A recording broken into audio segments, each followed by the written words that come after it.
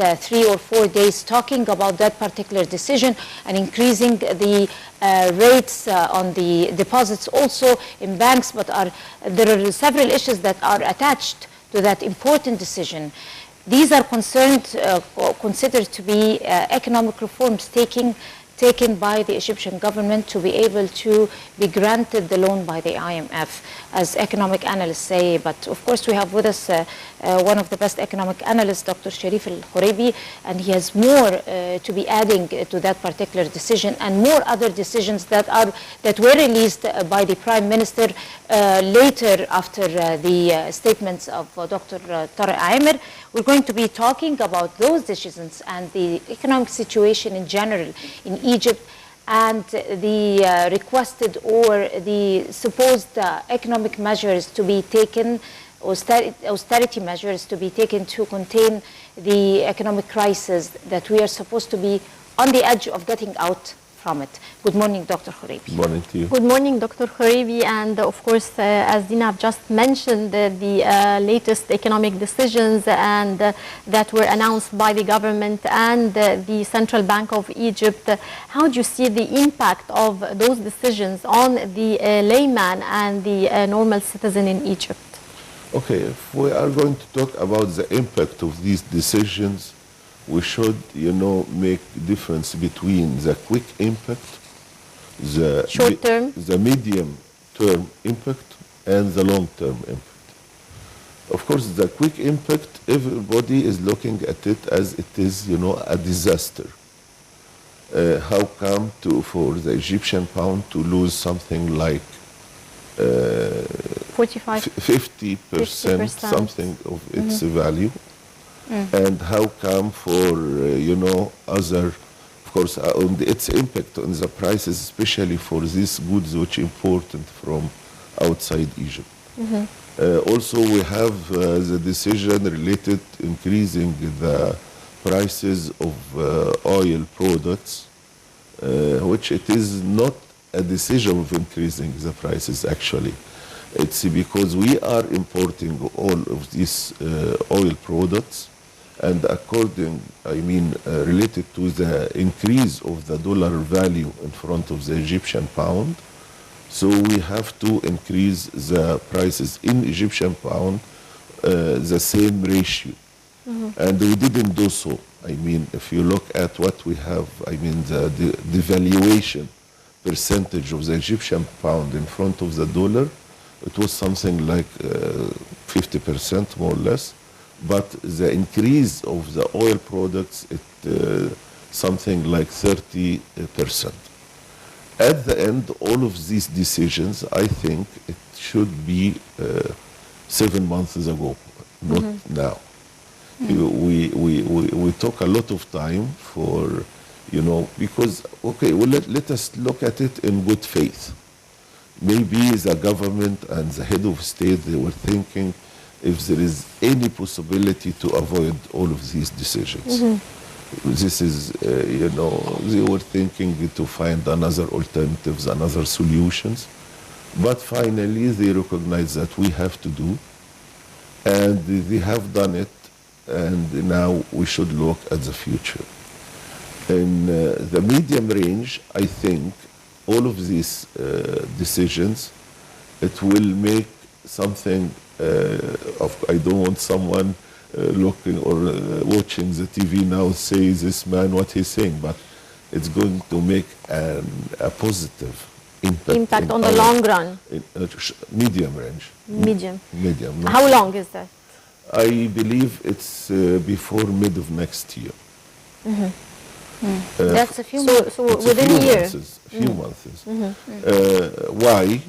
Because number one, according to this situation, the investors from outside Egypt, they will come because they were confused when we come how we'll invest if there is two prices for the dollar, two markets for the hard currency. The other side, how we come to make our, forecasting for the cash flow or for the economic ratios for our project. Now, I think we reached to a stability, By free market, I'm telling you, it is the only solution for having investment, for having tourism, and for having also economic stability. I want to give an example for a country. You know, I am working in international market for more than 25 years now. Right. One of the countries which I love, and I'm considering it my second home country, is Uganda. Right. Uganda, their economy is depending on the coffee, the international Export market of the coffee. So if they have a successful export season for the coffee, the $1 equal 1,000 shillings, Uganda shillings. For any reason, the export season of the coffee affected by the increase of production of main producers like Brazil or whatever, $1 equals 3,000 shillings. Wow. The government doesn't interfere in this or that. They keep, so it's normal to find 1 year, for example, I started in 1994 in this country. By that time, the $1 equal 1,000 shillings. And I witnessed many times ups and down, and everything is moving very well. Okay, what is the difference between that situation and Egypt situation?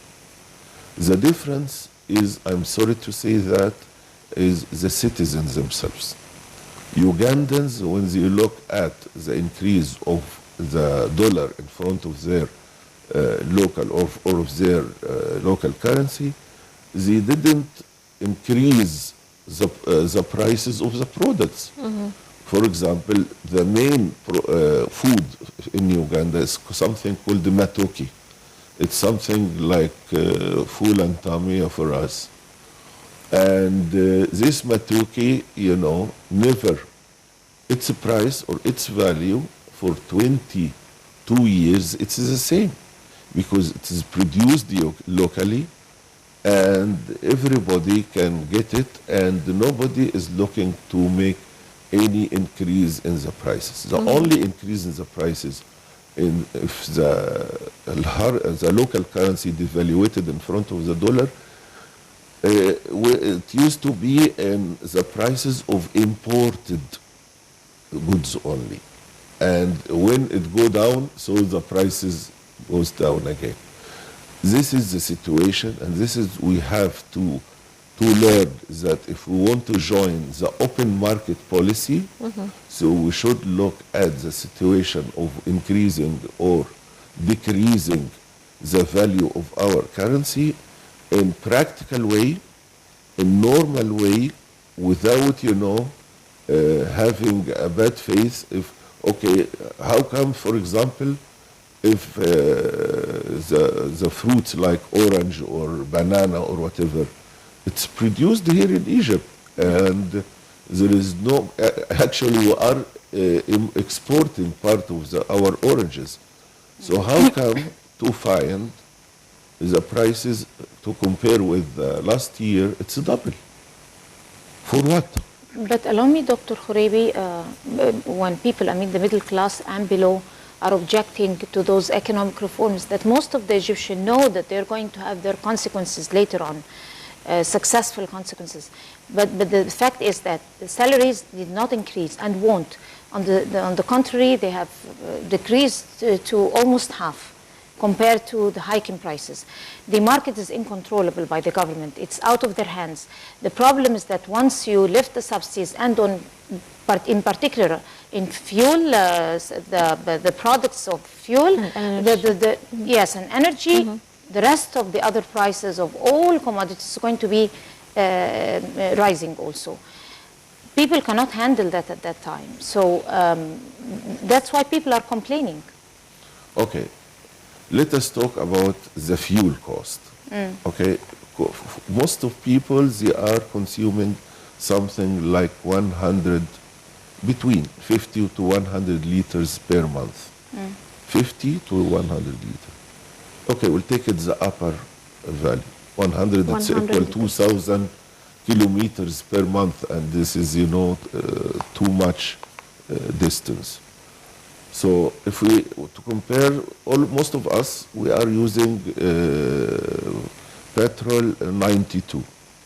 The increase of its price is 90 piastres per liter. So the maximum is 900, that is the prices. I mean the increase of the oil value per month. When you look at, of course, for private, I mean, if you have your private car, you are going to make a compromise because I know many people, or you are talking about middle class, not only middle class, middle and upper middle class. And upper. There is no middle class. I mean, I'm talking about oranges and vegetables that are, that we produce them over here. That's why there is a hike in prices in the prices of our vegetables and fruits. That was my question at the beginning. So let us first look at this petrol value. You are going to make a compromise. I'm sure you, I mean, any house in that class, upper middle, they have at least 2 cars. One for the husband and one for the wife. And maybe if they have adult children, also they have many cars. Okay, so they have to make a compromise. There is no need to use the 3 cars or the 2 cars every day. If you look at the other, in the other hand, for taxi, for example, taxi is taking something like 5 passengers. I'm talking about the transportation between cities or between governorates. If you divided the increase of the petrol over the number of passengers, you will find that the maximum increase in the fees, in the rate, is 20%. I know that in some cities like Mansoura or in my home town, El Manzala, they increased it by 100%. Why? Why? They used to take something like £5, now they made it £10 per passenger. So it's a matter now of the government and the governors to interfere in making calculations for the prices and putting it in the taxi stations, and not only that, and make a matter of inspection and supervision for at least 6 months, because they cannot leave people to suffer and the others to make more money for no reason. On the other hand, you are talking about the prices of vegetables and fruits, which 100% produced here in Egypt. Why not to go to the policy of having a fixed prices to be announced in the TV and radio 5-10 times a day, and also making hotline not for the whole of our country, but for each city. But how many times have we requested that, and it was never implemented? You know, the idea is, I understand why the government doesn't go to this solution up till now. They are saying we are following the open market policy, and the open market policy, you shouldn't have a fixed prices for any. Yeah, but in the other hand, and I'm talking now to the Prime Minister, which he said 4 weeks ago, we are going to have fixed prices. About 3 days after, he said, no, we are not going to have this policy. The idea is, in crisis, in the time of crisis, which we are in now, we are in economic crisis for many reasons. Part of these reasons inside, internal, and the others, and the majority is outside, according to the economic war Egypt is facing from different sides outside Egypt. So during the crisis time, we should have this fixed prices policy for a specific period. Why? Because you are educating, educating people themselves how to respect themselves, how to support their country, because anyone thinks that he's making huge profit and the others will suffer, at the end we are going to have a lot of social problems And these social problems will affect negatively our stability, and maybe he is going to be the first one, that one which increase the prices in a very big percentage for no reason. Is maybe he's going to be the first one will have a very, very bad reaction from normal citizen. So the idea is this is a time to have the fixed prices to be announced in radio, in TV, by internet. We should have also a hotline for each city all over the country. And this hotline, if anyone finds that the price has been increased for any reason, he will call the hotline. And also the punishment should be very fast and quick. So if he calls this hotline and say, okay, the orange, it used to be something like £4, and he found it £6. Okay, in this place I found the price of orange is £6. Immediately, that man in the other side of the hotline who will talk to the authorities, they will find a lot immediately. I mean, I'm talking about from 20 to 30 minutes maximum to find someone come and start to advise first the merchant to reduce his prices. If he will not follow, he will take him, and one by one, everybody he will follow the normal system. Can you imagine? Of course, Uganda is a very good country, but they are not developed like us. How come people there they respect more discipline and they respect the suffering of the others more than us? Right. Of course, as an economic expert, what are your expectations for the upcoming IMF loan that's going to be in effect soon? Okay, I'm telling you what these decisions, it were not because of IMF. Because we were thinking, I'm sure, the government were thinking about these decisions long time ago, and the only reason to be delayed is, as I told you, they wanted to find another alternative. But finally it is there. IMF to give us the loan, it's okay. Of course, it's going to make a good impact, either in increasing the reserve of our hard currency in the Central Bank of Egypt, or the most important issue is giving a very positive idea about the Egyptian economy. Because the other investors from outside Egypt, they are waiting. If IMF will sign and resume its loan to Egypt, it means they are sure that the Egyptian economy will absorb that loan positively and they can repay it according to the agreement with IMF. That means that Egyptian economy is moving in in the right direction. So I think that one, it will make a good, as I'm telling you. But beside that, okay, someone is saying you are optimistic. Yes, I'm very optimistic by nature, because I believe in God, and God will never punish Egyptians. Egyptians, they suffered a lot several times, and we are at the end, inshallah, we are going to be the winners. Why? Look at the tourism for the time being. The number of tourists, either in Sharm el-Sheikh, in Hurghada, in Luxor, Aswan, this year you can say it's double last year, double up till now. I'm talking about October, November. We are expecting a very successful winter season. Although of all of this, I'm telling you, because we are in the right, in perfect economic war against Egypt. But at the end, country after country, we are talking about the German tourists that are coming now, the French tourists that are coming now, the British and the Russians, they will come. On the other hand, we are talking about the natural gas.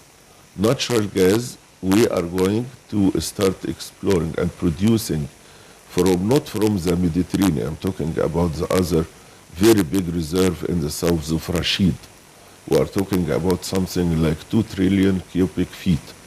We are going to start producing that one before mid of next year. It means we are going to have an added value. I mean, we are talking about 10 billion at the first stage for our GDP. And, you know, we should also, this is from the expectation or optimistic expectations. But on the other hand, I want also to talk to my people, my brothers and sisters from Egypt.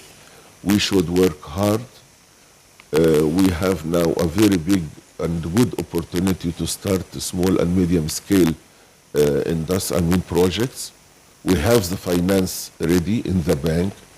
One of my colleagues is the head of the medium and small scale industries in one of the main banks here, and he told me for 1 year we didn't find a lot of the proposals, I mean for people to come and use loan with interest with something like 5%. So it's a matter of we should also work, and we should expect, inshallah, within few months, positive impact for this economic decision. Right. Dr. Sherif Al-Khuraibi, I would like to thank you very much for your valuable input, and thank you for coming over to the breakfast show. You have a very good day. We're going to go to a short break, and we'll come back to you, so you stay with us.